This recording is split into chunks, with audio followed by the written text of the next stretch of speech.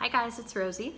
So today I wanted to make a video talking about breast reduction surgery. So I am getting a breast reduction in less than 2 months in December, and I was debating on making this video part of kind of like a collab of all of my videos about my surgery, because I do want to document it and kind of like record a little bit probably the day of surgery, a little bit after, and make it into kind of like a collage so you guys can kind of watch and see what it's like, what goes on.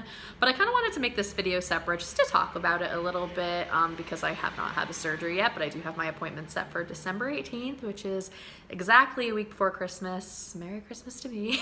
It's just something that it's hard to talk about with people because not many people can relate to this. It's something that, you know, most of my friends, they have very normal size breasts. They are envious a lot of times. Like, I wish I could have bigger boobs, but it's really something that when you have them, you realize how much it affects your life to have boobs that are so big. So basically the reason why I've decided to get this surgery, I'm 26 years old and I've always had larger breasts, like ever since they started growing when I was about 12 years old. When I was by the time I was 14, 15, I was probably like a good C cup, something that I would love to have right now. And they just kept growing. So throughout high school, they got bigger and bigger. By the time I was like 18, 19, by then I was at least a triple D. They didn't grow too much after that, but they've always been kind of like a triple D for a few years. And then just these past few years, I've been wearing a E cup. So, wait, no, an F cup. Honestly, I don't know because every single bra is different, but I know that if I put on a triple D, it usually does not fit. And it sucks. The first thing I want to talk about why it sucks to have big boobs is the pain. People don't realize what it's like to carry around such a heavy amount on your chest every single day. Like when you're wearing a bra, imagine carrying around like a book bag, but like wearing it in the front with however many pounds on it, but like the straps will be digging into your shoulders. It's just like it pulls you forward. And you can probably see it now. See how my shoulder goes in right there and there's kind of like a hump here? That's just like, that's not normal. And I haven't been wearing a bra for a few hours now, so it's not like I just took my bra off and the indent is there.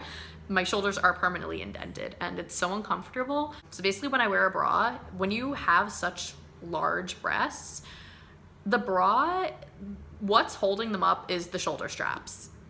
Like normal people, you can find like a good like band that holds them up, or you know, just the right size bra should be comfortable. When you have boobs so big and they're heavy, they sag, and your bra straps is what is holding them up. So it takes such a toll on your shoulders, on your neck. I have neck pain constantly. There's not a day, a moment, a second that I'm ever not in pain. And as a 26-year-old girl who is healthy, that's not something that you should have to deal with. The number 2 reason why it sucks to have a large chest is just the attention. Like, I'm not that kind of person to put myself out there or to be wearing like purposely revealing clothing items. Not that there's anything wrong with that if you choose to do that. It's just like not really who I am. I dress pretty modest, I would say, especially just like going out to the store or, you know, hanging out with friends. But it's like when you have breasts that are so large, wearing something tight, you suddenly look like hello world. I mean, they look huge, and not even tight. I mean, just like form-fitting. And when you wear something big, like loose, it makes you look really heavy. So because the fabric, your breasts are kind of pushing out the shirt and then it's hanging like from where your chest ends. So it kind of just looks like you look like a giant potato sack basically. I have had men who are my father's age hitting on me, staring at me, like as if I purposely grew them myself to impress these men and like want to show it off to them. It sucks. And it sucks that we live in a world where that's a thing. It happens a lot. And again, I'm not that kind of person. I'm like, when I see some 50-year-old man staring at my chest, it does not make me feel good. It's embarrassing. Yeah.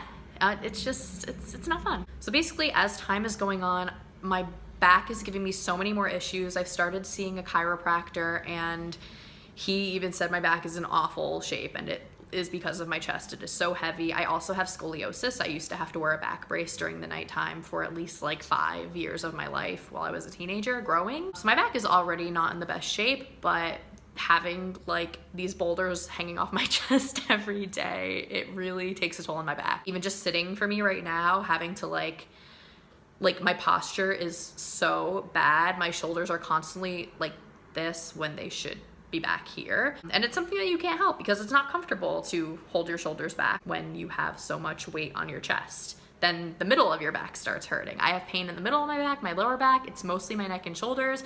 Because of the tension in my neck and shoulders, it's causing me headaches, like daily headaches, which the chiropractor has helped with a lot.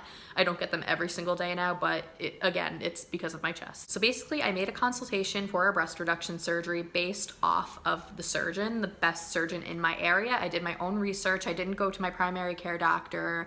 I just kind of took this step on my own. I looked up the best surgeon within like a 45-minute radius of where I live because I want it to be pretty easily accessible to get back and forth if I need to for appointments.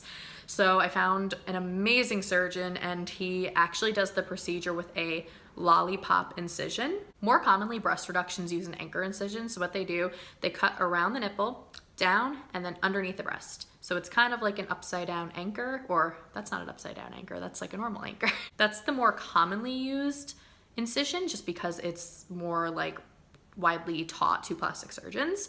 But there is another method for breast reduction called the lollipop incision. So they cut, which is what I'm getting, they cut around the nipple and down, and that's it. So it basically is half the incisions, which is great, easier healing, I would say. I've talked to other women who have had the lollipop procedure done, and they're super happy with it, and the recovery seems to be so much quicker. So I'm really excited to have found a surgeon that does that type of incision. I met up with him for my consultation. He said I was a perfect candidate for a breast reduction. You know, I've told him when I lose weight, because I have been like 40 pounds lighter than I am right now, and they stay just as big. This is not a matter of needing to lose weight. He examined me and he said that my chest is basically all breast tissue. There's not a lot of fat in there, because when you lose weight, if your breasts lose weight, it's because there's fat in there. You can't lose breast tissue by losing weight. So he said I was a perfect candidate, and we scheduled the surgery. A lot of plastic surgeons work with insurance companies because they can kind of submit to your insurance that you do medically need this procedure to be done. My surgeon, unfortunately, he doesn't work with insurance companies anymore just because they usually kind of fight back. They don't want to cover breast reductions. They consider it cosmetic.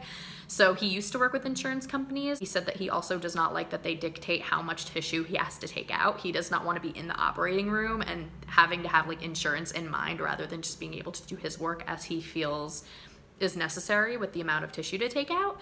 So I kind of like that about him. Unfortunately, I do have to pay out of pocket for it, but I think it's worth it just because I really, really want to use him as a surgeon. He does give paperwork after the surgery that I can submit to insurance on my own to hopefully get reimbursed for the surgery.